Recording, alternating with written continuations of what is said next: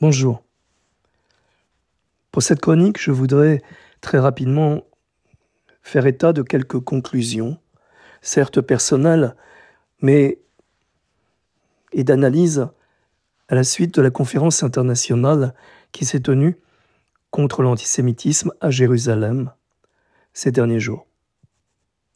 Première conclusion, l'actuel ministre de la Diaspora, qui a suscité quelques polémiques en Israël lorsqu'il parlait des Palestiniens, de l'autorité palestinienne et ou des homosexuels, a décidé de lui-même et peut-être en concertation avec le ministre des Affaires étrangères d'inviter un certain nombre de dirigeants de l'extrême droite européenne.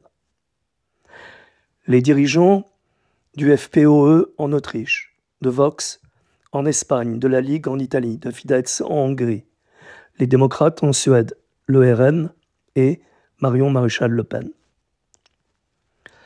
Mais il semblerait qu'aucune concertation n'ait eu lieu véritablement avec les communautés juives et les institutions de ces différents pays.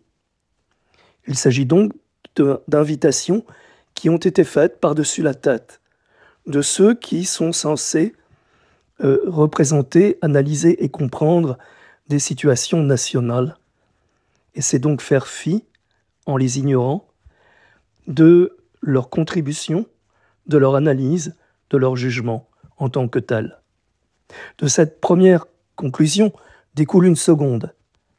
Si on voulait marginaliser les institutions juives européennes, on ne s'y prendrait pas autrement. Troisième conclusion, cela a créé quelques distorsions diplomatiques. Un certain nombre de dirigeants d'institutions, d'associations, de religieux comme le grand rabbin d'Angleterre, d'intellectuels comme Bernard-Henri Lévy, ont décidé de ne pas assister à la conférence. Le président de l'État d'Israël lui-même n'y a pas assisté. Il s'agit donc d'un échec diplomatique, dans le sens où toutes ces personnalités qui devaient être là n'ont pas été à Jérusalem, n'ont pas assisté à la conférence. Troisièmement, le message subliminal que ce ministre, cet idéologue, a décidé de lancer à la face du monde est que, au fond, Israël, pour combattre l'antisémitisme, va s'appuyer sur l'extrême droite européenne, et même au-delà de l'extrême droite européenne, l'extrême droite tout court. C'est là un changement notable dans la stratégie qui avait été développée et qui consistait, pour combattre l'antisémitisme, à s'appuyer sur les forces démocratiques, sur les humanistes, les chercheurs, les intellectuels, des associations connues et reconnues. Quatrièmement, cela en dit long sur la manière que le gouvernement actuel en Israël a de mépriser les juifs de diaspora, ceux qui ne sont pas d'accord avec lui, de passer outre les recommandations d'un certain nombre d'intellectuels.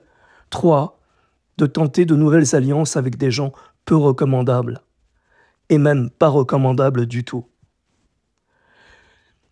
Je suis consterné, pour ne pas dire écœuré, que cette conférence ait pu avoir lieu et que le zoom ait été porté sur Jordan Bardella plutôt que le sujet qu'est l'antisémitisme. C'est pour moi une faute politique majeure. Je ne suis d'ailleurs pas le seul à le dire. Beaucoup d'intellectuels pensent comme moi qu'il s'agit d'une faute politique majeure. Ce gouvernement, en Israël, décidément, manque de tout.